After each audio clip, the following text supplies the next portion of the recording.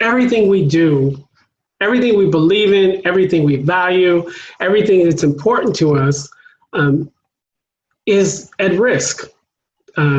Because as we move more digitally, move our lives to a more digital media and platform, there are very committed, dedicated cyber criminals and people who want to cause unrest, and they want to attack and disrupt the things we believe in our norms, our democracy. So they're kind of bullies, and just like you, I hate bullies. And so part of the mission is to use technical expertise and really provide a first line of defense for the things we all care about.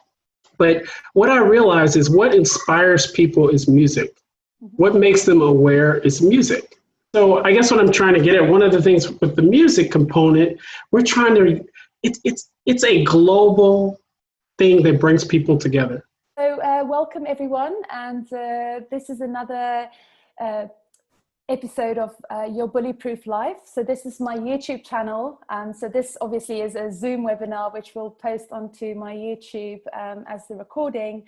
But really this is my channel where I talk about how we can all tame the bully inside and out. So a lot of you know that earlier this year I published a book. It's called Roar, How to Tame the Bully Inside and Out.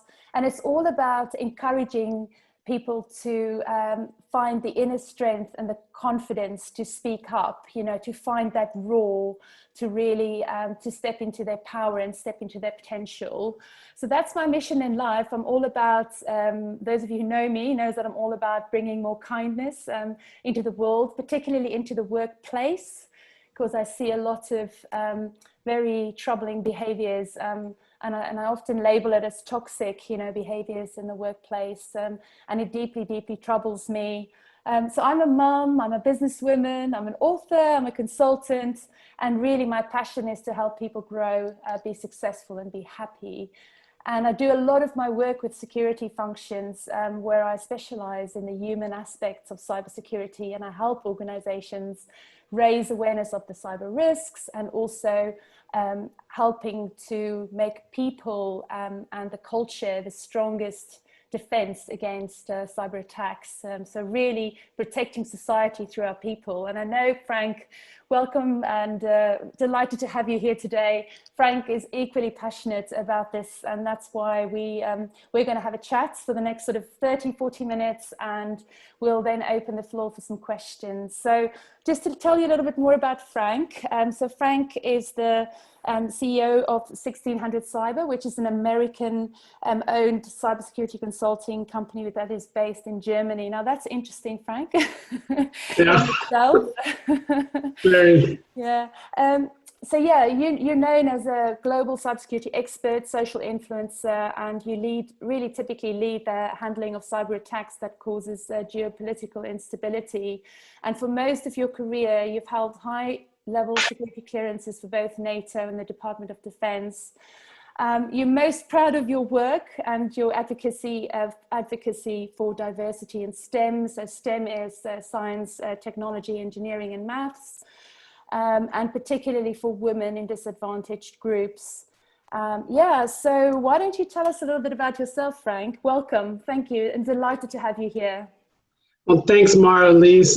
My voice is a little shaky today. I'm losing my voice a little bit, so I apologize. But first and foremost, I'm blessed, raised by a really strong mom who's still strong today. And so the person I am today, a protector, in terms of, like you mentioned, everything we do, everything we believe in, everything we value, everything that's important to us is at risk. Because as we move more digitally, move our lives to a more digital media and platform, there are very committed, dedicated cyber criminals and people who want to cause unrest.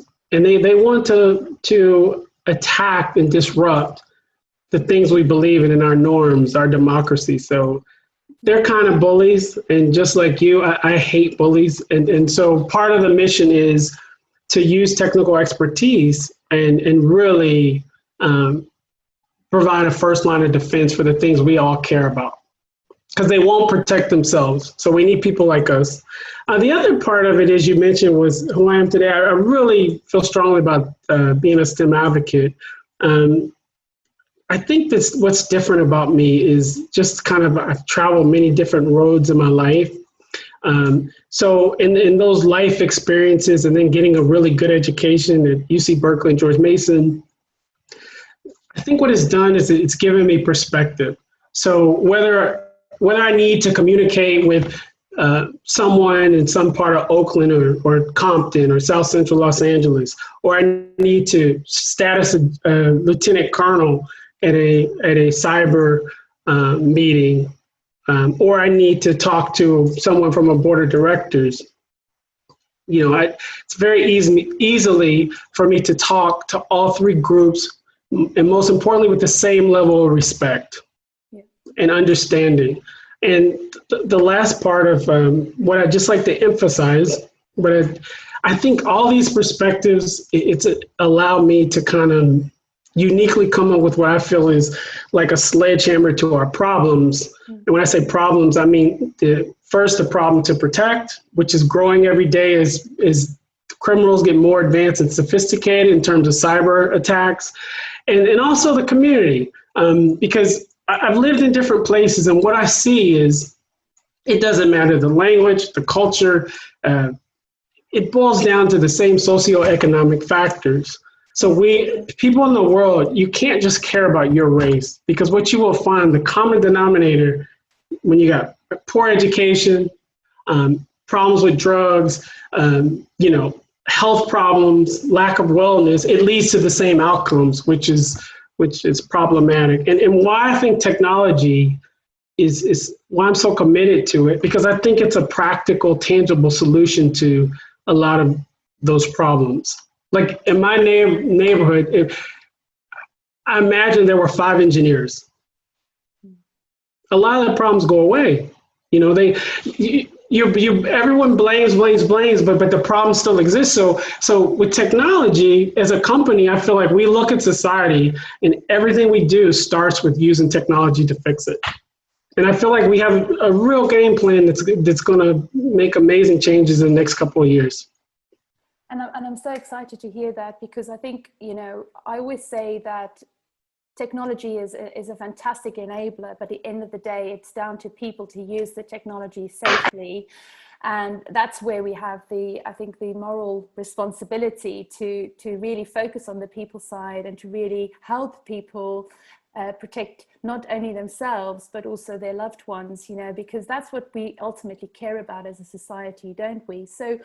So I think, the technology, yes, I love the technology and it being the enabler. I also think, the way we use technology, and it's hugely addictive, as we know, is about we staying in control of it and using it to our benefit. So we'll come back to that a bit later on, because we're going to talk about sort of wellness and mental and physical health. So we'll come back to that in a bit. I just wanted to, because I know your company is very, unique, and you do things very differently and it's very funky. And so I wanted to just for you to give us a little bit of a sense of how you sort of do things differently. And it's directly related to a lot of your wellness, the things that you're really passionate about, Marlies, because, I think back over my career, and I think the people that are part of our company that I know had a similar career. And the things we hated was, we want to protect society, but we also want to have more than 2 weeks vacation. And, yes, we have a sense of duty, but we also need to have a sense of having the best life we can have with our friends and our family. And so what you have is people who have, deployed or worked 60 hours a week or have spent 4 nights a week in a different city, 2 nights in the airport, and everything about the reason you work, all the important reasons that you work have been forgotten. So you're working, and when at the end of the day, when you look back, you say, why did I do all this? And so what our company has done in terms of wellness is it's mandatory. It's a month vacation. It's mandatory that we treat the people that work with us as our most valuable resource. And you don't treat a valuable resource and make it be most productive by working it to death. And I've seen people who work 30 years and at the end of the time when they retire and they look back in all those meetings and all that stress and all that pressure, it was really for nothing. And what they were robbed of the very essence of what they were trying to support by working. So that's one unique thing about us. The other unique thing, you said it, you started talking about it a little bit earlier. So how do you get people to care? How do you get people to use technology? I thought about this a long time. And so I have a music background. When I was at UC Berkeley, I was a radio DJ, and I used to work with reality rap, Thug Life, Bloody Mary, some other artists. So if you have technology that no one is motivated to use, and they don't understand the purpose behind it. As engineers, we make all this cool stuff, but it has to be directly connected so someone understands, by doing this, I'm being socially responsible by not being the weakest link for a cyber attack, but also by doing this makes my life better. And so, in the community better. So with music element, we're going to use some really amazing people in the industry to connect the power of technology to our future. Wonderful. That's so amazing, and I'm so excited to see how this all unfolds. This is hugely it's hugely positive and inspiring in the way that I think in general, and I'm generalizing here, but our profession, our industry, cybersecurity and technology as an industry, we are very used to working ridiculous hours. We're very used to running very hot. We're almost addicted to that sort of busyness because we're constantly firefighting, we're constantly solving problems, and we're constantly being blamed as well when things go wrong, so, and it's like, it's this dichotomy because you've got the cybersecurity, it's like this thankless job in a way, so you're thinking about it from a, you're the hero when things go right, and you're the really sort of the bottom of the food chain when it all goes wrong. So it's a really interesting sort of dynamic, and I sort of really want to explore with you the whole well-being angle a bit more, because I know that you are kind of I think you call yourself obsessively focused, and I think I think you've mentioned how for you as a company and your culture how important it is the well-being of your people, but I also know that it starts with the leader, and I'm just curious to know what sort of example that you set on a daily basis to embrace that and to ensure people do look after themselves. So one of my mentors once told me that leaders are judged by how they treat people. It's that simple. Like your job is to inspire, not demean. Your job is to empower, not through excessive, unnecessary criticism or lack of willingness to listen and be able to incorporate different perspectives to make a person less productive. So I first and foremost, like anybody that knows me, they will tell you that the first thing I tell, whether I'm interviewing somebody for a position or I'm just talking to someone, they will tell you, like, I don't want you nervous. Just, take a breath, relax. I want you to be comfortable because I remember the things I didn't like. And unfortunately, so for me, like I think it's because of my mom and what I've overcome. I've never doubted myself. I've never, for me, I just have an inner sense of self-confidence that I think a lot of people don't have. But there's a lot of people who don't have it. So it's those people that I try to empower so they have it. And they understand that, like, you're capable. You're highly intelligent. You're here because you are an amazing person, not just a good engineer. And so that's one of the things we really pride ourselves on, is just a good culture of people who support each other and empower each other. And the other part of it is, I've had situations where maybe someone wasn't meeting expectations. I blame myself, because there is something I'm not, if the person's intelligent and they're not meeting expectations, there's something that I'm not doing to put them in a position to be successful. That's the first place that you should start. And then obviously sometimes you can't work things out, but that's a big part of the culture. And the other part of the culture is, I want people to be who they are. Like, I'm not afraid to I'm not going to be what somebody else wants, and I'm not afraid to be who I am and what I believe in. And so whatever someone's orientation in, their political beliefs, or I encourage people to be who they are, So, and I think in the end, if you have these different types of people with perspectives, it's a service to the customer, because they're getting a solution that is comprised of all these special talents, versus, I've been in environments where they talk about dress right dress, which just, it's like a military, they just want things super standard, which is okay sometimes. But sometimes, don't encourage someone to finish the widget. Encourage them to build a solution that changes things. Yeah, and so I think that's so cool, because I think that's, for me, it's all about the experience you create. It's not just the service or the product you're providing, it's the whole experience. And the world has just completely changed. It's all about the customer experience. So, I can see how your hip hop music is going to contribute sort of to that kind of experience. I think it's going to be so cool, So what I sort of just, I think it's that idea, and you talk really about bringing the best of everybody to the table, and to make sure that we have the best ideas. And I have to pick up on this. I have to pick up on this issue of diversity and inclusivity, and particularly around sort of gender and race, particularly in the light of what's been happening recently, and I'm just curious, what's your take on that?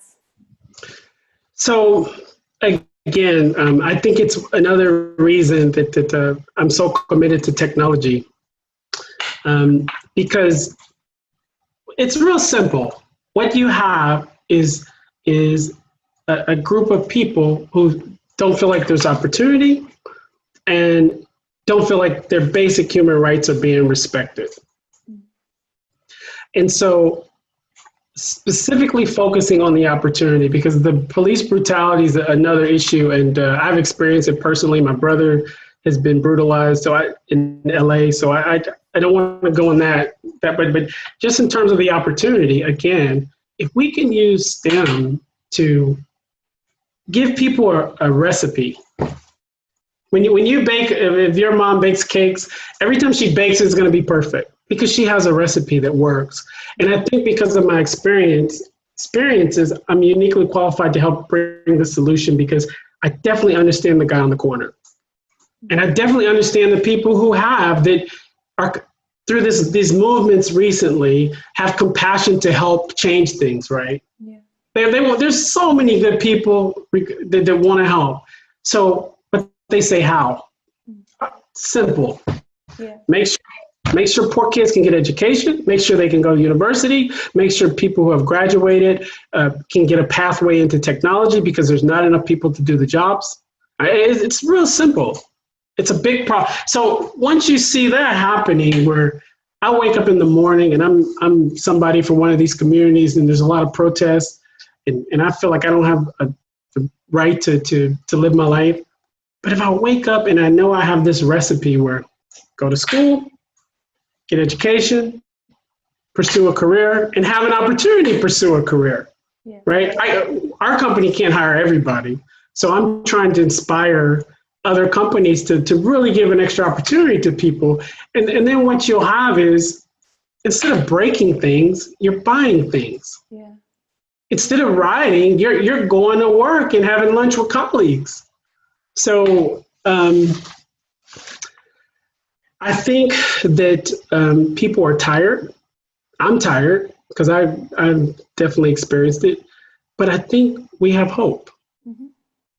And I'm not an expert or in a lot of things. I don't know a lot of things. One thing I know is technology and people. So for our part and our contribution, we're going to use technology to help kind of break down systemic racism. That's so cool. Yeah. And I think the hope is so incredibly important. And you said people are tired, and I sense that. I feel that as well, you know.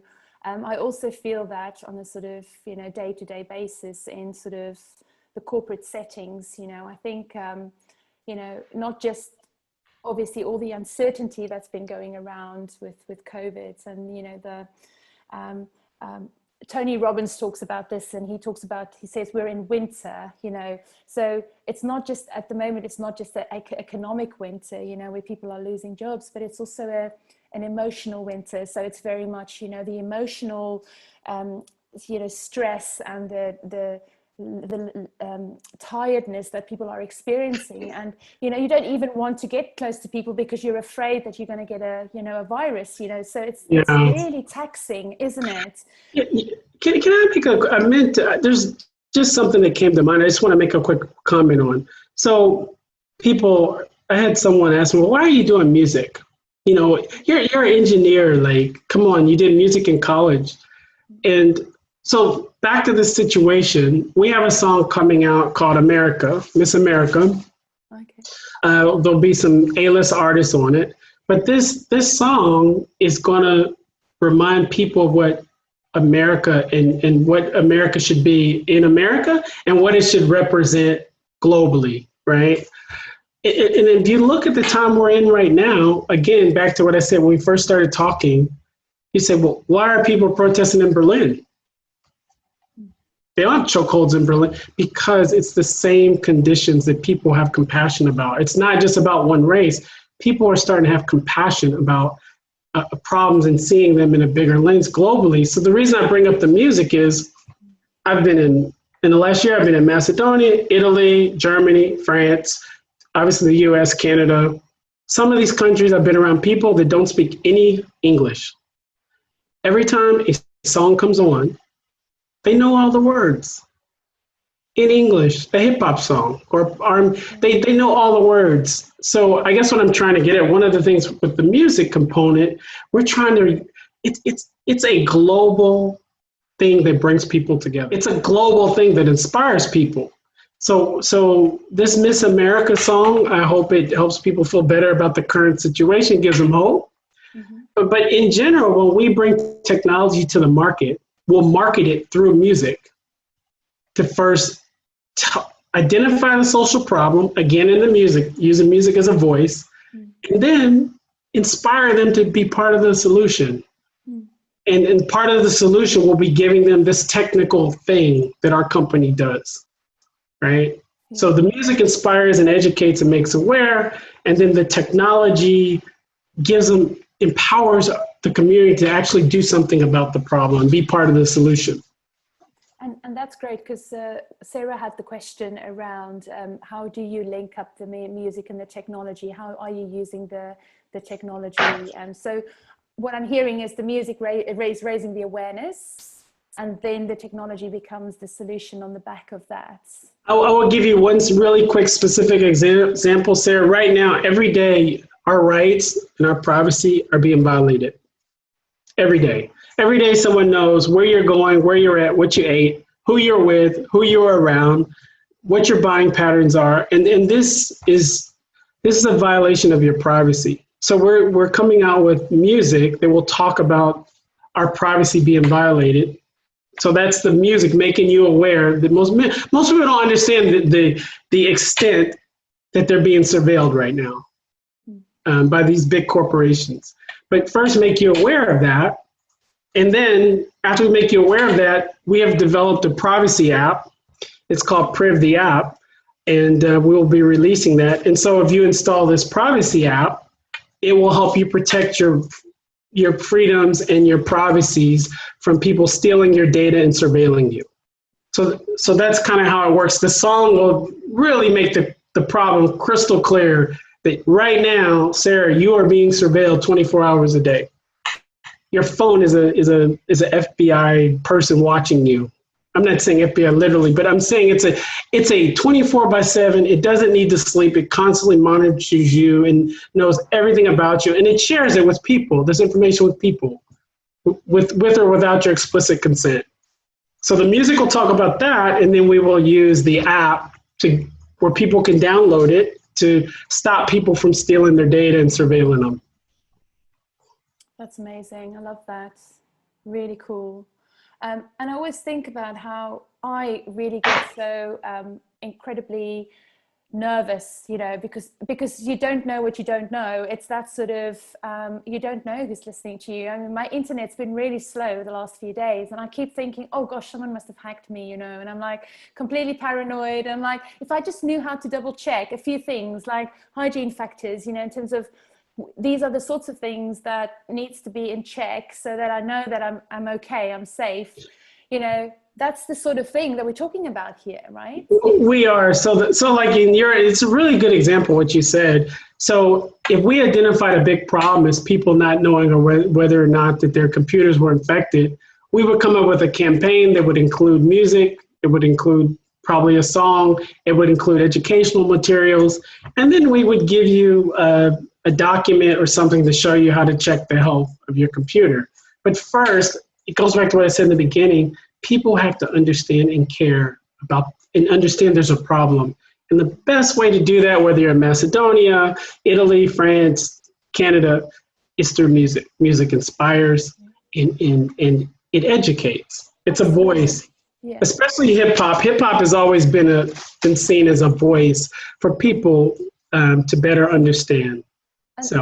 And exactly that. So I know Sarah, that's with us, shares this sort of view with me, but we're all about conversations. We always say conversations are the catalyst for change. I think Sarah may have even said it first, but I sort of adopted it for myself, you know, because I'm always like, how do we change culture? It's one conversation at a time.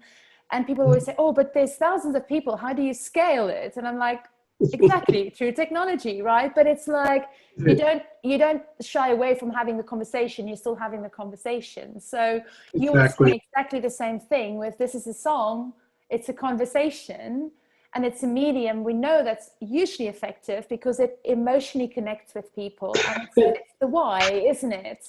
I'm so glad you just said that, because that's something I forgot to mention. Like music connects with people on a very spiritual level, I believe. Yes, 100%. And so when you have that type of connection, it's easy to educate. And it's also, once you educate someone, it's easy to inspire them. And more importantly, it's easy to empower them.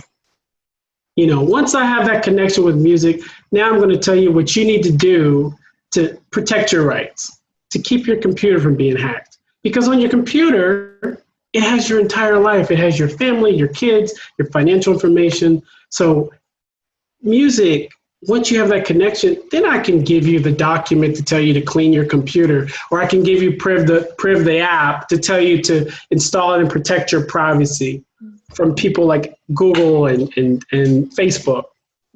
Absolutely.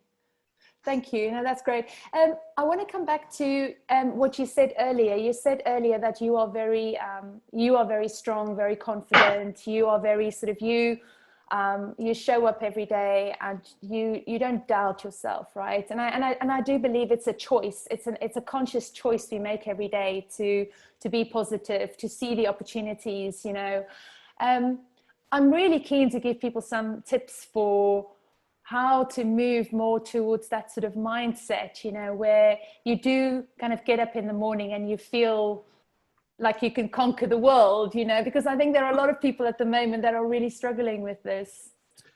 Well, I will tell you that, and your book talked about it quite well, is, you know, you have to take the negativity that you're experiencing from someone at work, or just depersonalize it. I forgot the exact words you used, Marlies, but essentially consider the source. So you have someone it's maybe you're going to work and they're just, they always have something negative to say. Nothing's ever constructive. So just picture that they are to me, the most important thing is time. There's nothing more valuable than time. So you have someone that's going out of their way to take time out, to spend time criticizing you and putting you down. You must be pretty important and you must have something. You should worry when people stop criticizing you. That's when you should worry. So I think a couple of ways is, one, be physically fit. I work out like every morning. Be physically fit. Being physically fit helps you feel mentally fit. But when it comes to criticisms at work and just wellness and toxic environments, I could care less what someone thinks that shows no respect for me or his coworkers, because it's a direct reflection on him or her. Yeah. So, and that's exactly how I sort of say, always when someone treats you badly, demeans you, criticizes you, talks down, mansplaining. I use the term mansplaining a lot. The thing that I always say is their behavior says more about them than it says about you. It does. And the moment you can start getting into that recognition that you're not the problem, they are the person with issues that obviously they're not even themselves aware of half the time, so but it's very hard especially when you're more junior than that individual, when they're in a position of power. It's very, very hard then to have that sort of confidence and to know that actually you're not in the wrong, So that's I'm okay. I see what you're saying, and so for me, it's all about what you've accomplished, right? So imagine you're a junior person, and they say, "Oh, you're nothing. You're not doing this right. You're stupid," or whatever idiotic thing they want to say. If you're a junior person, you made it through high school. You made it through college, probably. You have some level of certifications, probably. You may not have a lot of experience, but what I'm saying is you've accomplished enough. And if a company hires you, regardless of what they say, oh yeah, it's we want to create this great team, and you're such a nice person. Trust me, if you cannot perform a service they needed, you would not be there. It's that simple. So when someone starts talking, keep all of that in mind. And I have this game I play when someone says something negative, and I know the person's just basically a negative person. I picture them being like a robot or a Sesame Street character or something. And I guess what I'm saying is, would I get mad if Big Bird called me a name? And then the answer obviously is no. So look at the source, and then the things they're saying, relate it directly to the source and don't personalize it. Yes. As long as you are doing your work and your customer is happy, I know it's sometimes hard it's not hard for me, but I know it's hard for people. Just ignore it. And you know what? The last thing I will say is use it as motivation to get smarter and become more senior and get more opportunities. I had one situation, and I was dealing with a toxic environment. Every day I studied for 2 hours. Every insult made me study more.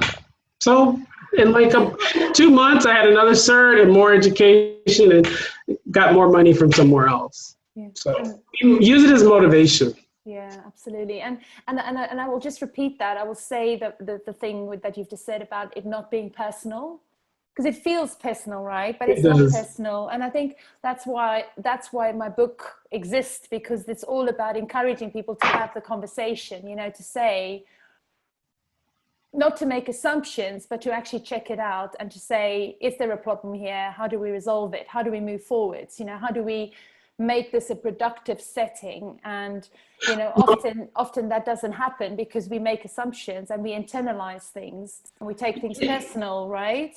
Marlise, what I would say is if someone is junior, I think they should read your book.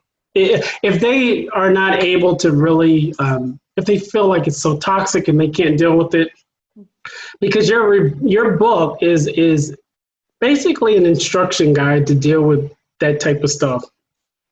and it's easy to follow. And between having a mentor or two and then reading your book, I think they would be able to handle pretty much any environment and have the mindset to still be successful. Thank you so much for saying that. I'm everybody, disclaimer, I'm not paying Frank to say No, that. no, but it's true. It really gives some good advice about how to deal with people. Yeah, and it was important for me that it's practical advice and that it is, you know, the conversation. Again, the conversation is the important thing for me. So Frank, I'm going to do a few quick fire questions, and then we'll invite some more questions from the attendees. So what do? You said you train each morning, but what do you do each morning to set yourself up for success? Anything other than the workouts? Something I do I've never told anybody, is that every morning I read something that's completely out of my comfort zone, or I work on something technical that I've never done before that's completely out of my comfort zone. Like yesterday, I'm not a Python programmer, so I looked at some Python code. Because what it does, it sets my day up to be one where my mind is open and it's sharp, and it's how can I put this? No matter what challenge I experienced that day, I started my day with a challenge. So I'm in a mental state to really not be rattled by things. I love that. I totally love that. It's the first time I've heard that. That's awesome. And what do you sort of do daily to recharge, you know, your battery? So you've obviously energy management, we know, is huge. So how do you maintain your sort of energy levels during the day? Two things. I'll be on, my team sends me energy. Yeah. And my friends, especially if I'm not dragging, I will just honestly say I'm dragging today. And I get all this people saying, hey, here's some energy your way. But the thing that inspires me more than anything else is everyday people finding their greatness and doing something great. So I will go, and if I'm not feeling so inspired, I will go and look up Google and find the person that lost a leg, that completed the marathon, you know, and kept training and is a great dad. Or, you know, so people, I'm just really inspired. There's nothing I like more than to see people be successful. Yeah. It's the best. And as you say, it's that perspective that you gain when you do see someone who's gone kind of to hell and back. And are living a very sort of positive life, you know. Yes. Think, oh my gosh, I don't have problems, you know. Exactly. Yeah, exactly. Yeah. And what advice has influenced you the most in your life, and why? I was told two things that I think have really influenced me. One is mean what you say. So I've gotten in trouble in my life. I'm not very political. So I as a human being, especially as a man, you should say things and do what you say. If you're not capable of that, that'll lead to a lot of other problems.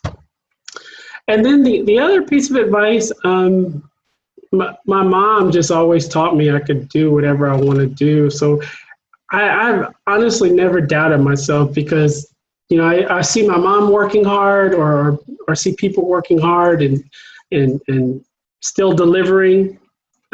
She used to tell me, men don't try. So that's another powerful statement by that short woman, is, you know, she's basically saying, like, you have responsibilities, take care of your responsibilities. You don't try to take care of you take care of your responsibilities. Wow, that's incredible. Book that you recommend, and why? Malcolm X. When I read Malcolm X, I was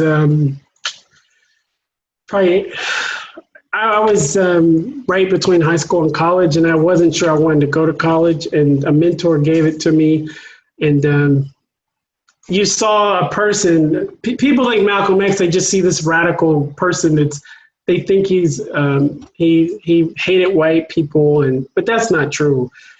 You saw a person progress from a street hustler to a leader of the Black Muslims, and ultimately, before his life ended, he saw the problems that was being experienced in the Black community as problems being experienced worldwide, based again on the same socioeconomic conditions. These socioeconomic conditions associated with poverty and disadvantaged groups, they're colorblind. I can go in the middle of Brazil and someone that has the same problems as someone in South Central LA. So I was inspired by his journey, and honestly, he's one of the 2 or 3 people I admire most. Not for all the rhetoric, but if you take the time to understand who he was and what he represented, I believe a lot of the things he does. That's great. And final question: define in one sentence what legacy you want to leave.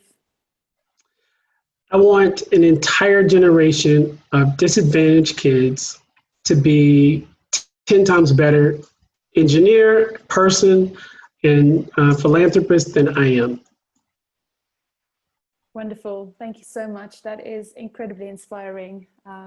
Absolutely love that. So I'm going to open to the floor now. Sarah's given us another little bit of feedback, just to say she loves it when things go wrong. You first look at yourself and you know what I could do better, because I agree, you know, as a leader in particular, it is always, you know, what have I not done to give that person in terms of skills, you know, knowledge they need to be able to do a good job. And it's something that Sarah says she does as well. She hates blame. Hates blame. Yeah, totally with you. I often get challenged by peers who want to blame someone else for it.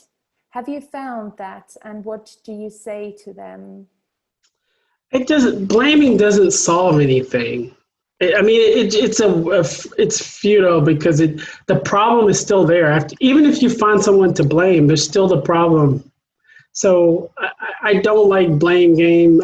I hate the blame game. I was told part of being a responsible person is being accountable. Mm-hmm. And again, I know I keep talking about my mom, but she's maybe 4'11" and 95 pounds. I'm like 6 feet, 182 centimeters and 98 kgs. I was scared to death of this woman, because she really was clear. Like, there's no one to blame. Look in the mirror and come up with a solution. You know, I don't like the blame game at all. Likewise. So I am going to ask the attendees to come off mute, just to say if you have any more questions for us, or just thoughts. You know, share your thoughts. What did you think of the ideas that we shared? Okay. Hi, how are you guys doing? Good, thanks. Is Simmer, is that correct pronunciation? Yeah, you got it. Sorry, I was a little bit late to join, so I missed the first few minutes, but I just wanted to thank you both. It was a really inspiring session you just put on, and I think it's very important. Thank you. Thank you, Simmer. Thank you so much. Thank you very much. It's much appreciated. So I'll pass this around. If you end up putting the recording out, I'd love to share it with a few people. So yeah, maybe you can email it back to us. Yeah, absolutely. I will. What I'll do is I'll put the recording on my YouTube channel. It's called Your Bullyproof Life, and then yeah, anybody can watch it. So yeah, just share. Well, now I'm ready to buy your book. So thank you so much for that. You have a great endorsement there. This is what it looks like. Just to give you a quick. Beautiful. I love it. Yeah. So the ROAR is also a 4-step process for dealing with a difficult conversation. So it's recognize the behavior. So obviously you've got to recognize when someone's being demeaning, and so spot the bully. And then observe is all about you know, staying calm, staying present, listening actively, you know, not getting real anxious and sort of scared, because when someone is demeaning or shouty or whatever, you often feel like you have that neural dissonance, and that sort of prevents you from staying calm and listening actively. So really just stay present in the moment. And then A is about asserting or asking. So asserting to say how it makes you feel, or to ask, you know, is something the problem? Is, you know, is there any, obviously you've got to be careful how you frame your question, because you don't want to put fuel on the fire. But it's all about, you know, how is this helping us move forwards? That sort of question. And then the final R is all about redirecting the conversation. So it's all about mutual benefits and mutual outcomes. So it's not about you, it's not about me, it's not personal. We're both here to do a job. We both want to achieve a set of objectives. Hopefully it's the same set of objectives. And so let's move towards that. Let's find a solution together. Yeah, so it's really just all about inspiring conversation and encouraging conversation and helping people find that sort of inner strength and courage to speak up. Any other Sarah questions? here. Yeah, Hi, just to say again, hiya. Thank you very much. Amazing, both of you. You know, I just wanted to say thank you to Frank. With all the Black Lives Matters movement, and that just really simple advice that you gave about, you know, this is what people can do, you know, make sure people have got opportunities. That's great, because I've been sitting there kind of wondering, as a lot of people have, what can I do? Right. Yeah, I can put a kind of a Blackout Tuesday on Instagram, but that's not really helping. What can I do?